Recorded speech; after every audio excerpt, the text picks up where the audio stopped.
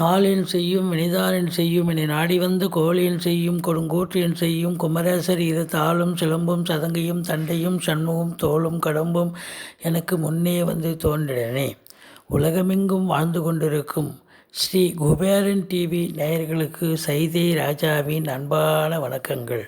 நாம் இப்பொழுது இந்த எபிசோடில் தமிழ் மாதம் ஆனி மாத ராசி பலன்களை சொல்ல இருக்கிறோம்.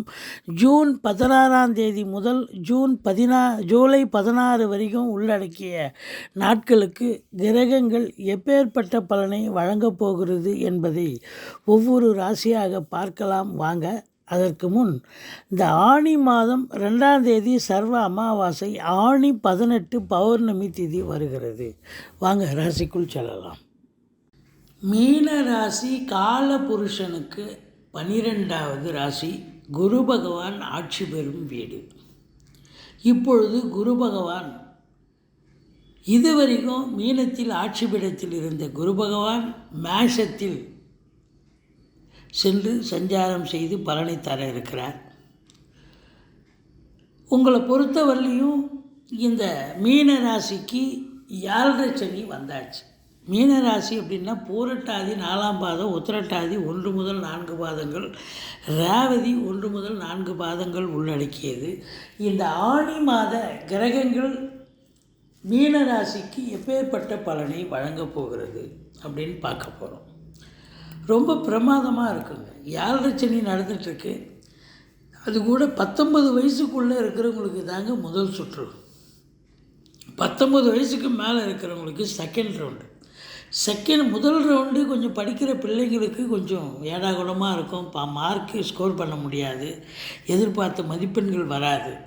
ஆனால் 2வது சுற்று நடக்கக்கூடிய அன்பர்களுக்கு பார்த்திங்கன்னா நல்லதே நடக்கும். டென்ஷனாக இருப்பீங்க, வந்துச்சு விட்ட மாதிரி இருப்பீங்க. ஆனாலும் 11th ஹவரில் கண்டிப்பாக ஜெயிக்கிறீங்க, ஃபினான்ஷியலாக ஜெயிக்க போகிறீங்க அப்படின்னு சொல்லலாம். அதுலேயும் பாருங்கள், மீன ராசிக்கு 2ஆம் இடத்தில் இது நாள் வரைக்கும் ராகு இருந்து குடும்பத்தை நல்லா பிரித்தார். இப்போ குரு வந்ததுக்கப்புறம் குடும்ப ஒற்றுமை கண்டிப்பாக இருக்குது. கொடுக்கல் வாங்கலில் பிரச்சனை இருந்தது, இப்போ கொடுக்கல் வாங்கல் செய்யலாம். ஏன்னா தனக்காரகன் தனஸ்தானத்தில் இருப்பது தன பிராப்தி உண்டல்லவா.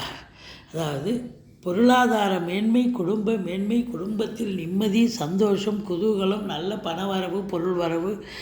இந்த மீன ராசி அன்பர்களுக்கு வாக்கு சாதுரியமுடைய அன்பர்கள் இருக்காங்க இல்லையா, வாக்கினை தொழிலாக கொண்டு செயல்படும் அன்பர்கள். அதாவது உதாரணமாக வழக்கறிஞர்கள், ஆசிரியர் பெருமக்கள், மற்றபடி சொற்பொழிவாளர்கள், மேடை பேச்சாளர்கள், இப்படி இது போன்ற வாக்கினை நம்பிக்கொண்டு அதை வாக்கியே தொழிலாக செய்யக்கூடிய அன்பர்களுக்கு இந்த மாதம் மிக சிறப்பாக இருக்கும். உங்களுக்கு நினச்சதை சாதிப்பீங்க. உங்களுக்கு ஒரு ரெகக்னேஷன் கிடைக்கும். நல்லா பண்ணுறாங்க அப்படிங்கிற ஒரு நல்ல பெயர் எடுக்கக்கூடிய ஒரு அமைப்பு. குடும்பத்தில் சுப நிகழ்ச்சிகள் நடத்தக்கூடிய ஒரு நிலை. வெளியார் சுப நிகழ்ச்சிகளுக்கும் சென்று விட்டு வர முடியும். ஆரம்ப கல்வி பயிலும் மாணவ செல்வங்கள் நல்லா படிப்பாங்க. உங்கள் தேக ஆரோக்கியம் கூட மிக சிறப்பாக இருக்கக்கூடிய ஒரு காலகட்டம். மொத்தத்தில் நல்ல பணவரவு, பொருள் வரவு, குடும்பத்தில் நிம்மதி, சந்தோஷம். இதை விட வேறு என்னங்க வேணும்?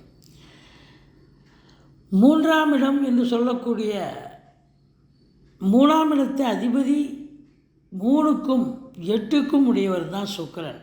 அவர் பார்த்திங்கன்னா 5ஆம் இடத்துலையும் 6ஆம் இடத்துலையும் இருக்கிறார். எடுக்கின்ற முயற்சிகள் கொஞ்சம் முதல் 15 நாள் கொஞ்சம் சக்ஸஸ் ஆகாது. அடுத்த 15 நாள் ரொம்ப பெரிய லெவலில் ரீச் ஆகும் அப்படின்னு சொல்லலாம். சூரியன் புதன் சேர்க்கை முதல் 15 நாள், அதாவது சூரியன் மாதம் முழுவதும் மிதுனத்தில் இருக்கிறார். புத பகவான் ஆனி மாதம் 15ஆம் தேதி வரைக்கும் இங்கே தான் இருக்கார். 15 நாள் இங்கே இருக்கார். 5 தேதிக்கு பிறகு அவர் கடகம் போய்விடுகிறார்.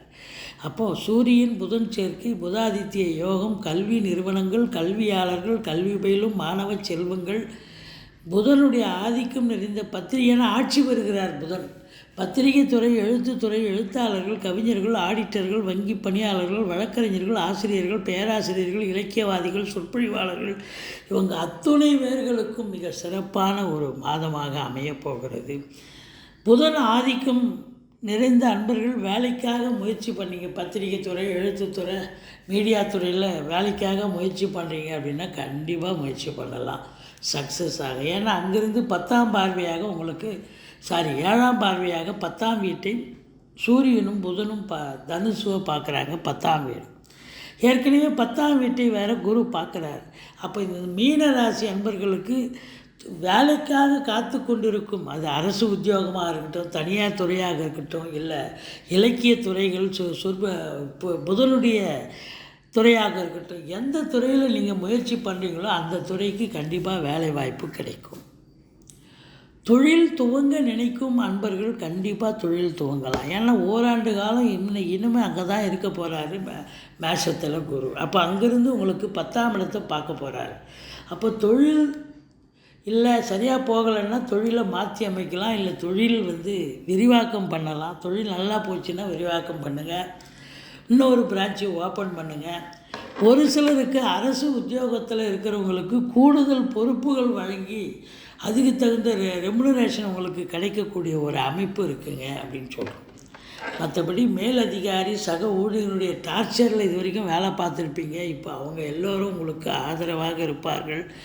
இன்க்ரிமெண்ட் எதிர்பார்த்து காத்திருந்தவங்களுக்கு இன்க்ரிமெண்ட் கிடைக்கும், ப்ரொமோஷனுக்காக காத்திருந்தவங்களுக்கு ப்ரொமோஷன் கிடைக்கும், புதிய வேலைவாய்ப்புக்காக காத்திருப்பவங்களுக்கு வேலைவாய்ப்பு, டிரான்ஸ்ஃபர் எதிர்பார்த்து காத்து கொண்டிருக்கும் அன்பர்களுக்கு டிரான்ஸ்ஃபர், இப்படி பல நிலைகளிலும் உங்களுக்கு இந்த மீனராசி அன்பர்களுக்கு ஒரு பொற்காலமாக அமையப்போகிறது இந்த ஆடி மாதம். என்னங்க 7.5 சனி போயிட்டுருக்கு என்னங்க அப்படின்னு சொல்ல, நீங்கள் அதுக்கு உண்டான பிரீத்தி பண்ணுங்கள். சங்கடம் தீர்க்கும் சனி பகவானே மங்களம் பொங்க மனமை தெருள்வாய் சச்சரவின்றி சனீஸ்வர தேவே இச்சகம் வாழ்க இன்னருள் தாத்தா. இந்த சுலோகத்தை சொல்லி வாருங்க, தலைக்கு வர்றது தலைப்பாயிடம் போகும்.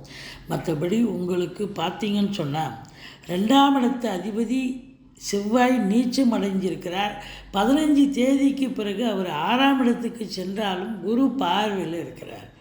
அதனால் உங்களுக்கு கொடுக்கல் வாங்கல் கொஞ்சம் பார்த்து செய்யுங்க, மற்றபடி ஒன்றும் குறை கிடையாது. உங்களை பொறுத்தவரையிலையும் சுக்கிரனுடைய ஆதிக்கம் நிறைந்த கலைத்துறையில் பணியாற்றக்கூடியவர்களுக்கு ஒரு பொக்கிஷமான ஒரு காலகட்டம். உங்களுக்கு 6ஆம் இடத்து அதிபதி சூரியன் 3ஆம் அதாவது 4ஆம் இடத்துக்கு இருக்கிறார். 6ஆம் இடத்தை குரு பார்க்குறாருன்னு சொன்னாலே உங்களுக்கு கடன் சுமை படிப்படியாக குறையும். எதிரிகள் இருந்தால் அவங்க ஓடி ஒளிஞ்சிருவாங்க, எதிரிகளால் எந்த தொல்லையும் இருக்காது. கடன் சுமை படிப்படியாக குறைஞ்சிச்சுன்னா கடனே இல்லைன்னா புதுசாக கடன் வாங்கிக்கிங்க. மற்றபடி கோர்ட்டில் கேஸ் எதாக இருந்தால் உங்களுக்கு சாதகமாக தீர்ப்பு வரும். மற்றபடி 7ஆம் இடத்து அதிபதி புதன் 4ஆம் இடத்திலும் 5ஆம் இடத்திலும் சஞ்சாரம் செய்வதால் கணவன் மனைவி ஒற்றுமை, வாழ்க்கை துணை அல்லது மனைவியால் யோக பாக்கியங்கள் கிடைக்கக்கூடிய ஒரு மாதமாக இது அமையப்போகிறது. 8ஆம் இடத்தை குரு பார்க்கிறார்.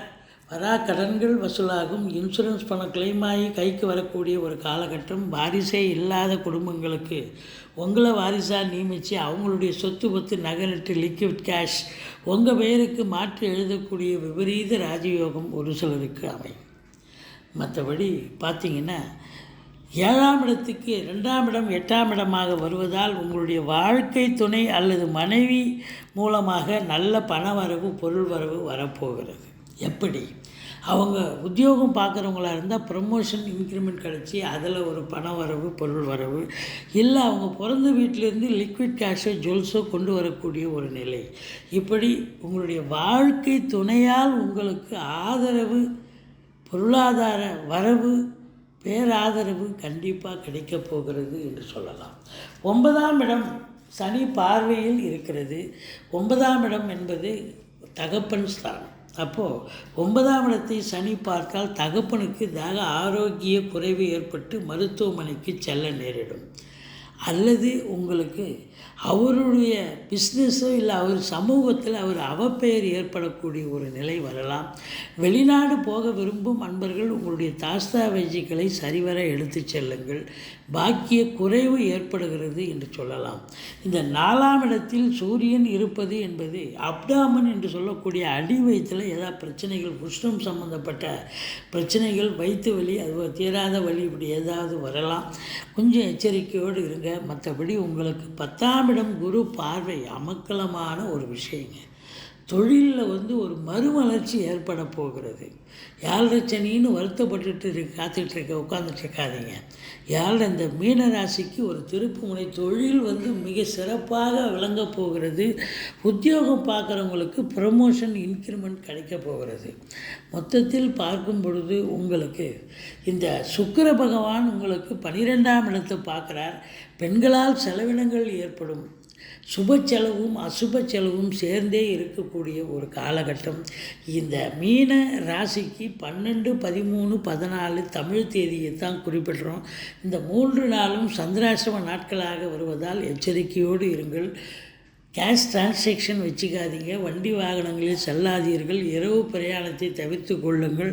இந்த 3 நாளும் சந்திராசிரமம்னு சொல்லிக்கிட்டிங்கன்னா நீங்கள் தலைக்கு வறுத்து தலைப்பாயோட போகும். மற்றபடி நீங்கள் வணங்க வேண்டிய தெய்வம் முருகப்பெருமானை வணங்குங்கள். கந்த சஷ்டி கவசம் சொல்லுங்கள். இந்த மீன ராசிக்கு இந்த ஆனி மாத கிரகங்கள் அமக்கலமான ஒரு பலனை தரப்போகிறது. வாழ்க வளமுடன். ஸ்ரீ குபேரன் டிவியை பார்த்தமைக்கு நன்றிகள். மேலும் இது போன்ற தகவல்களை தெரிந்து கொள்ள ஸ்ரீ குபேரன் டிவியை சப்ஸ்கிரைப் செய்யுங்கள். மறக்காமல் பெல் ஐக்கானை கிளிக் செய்யுங்கள்.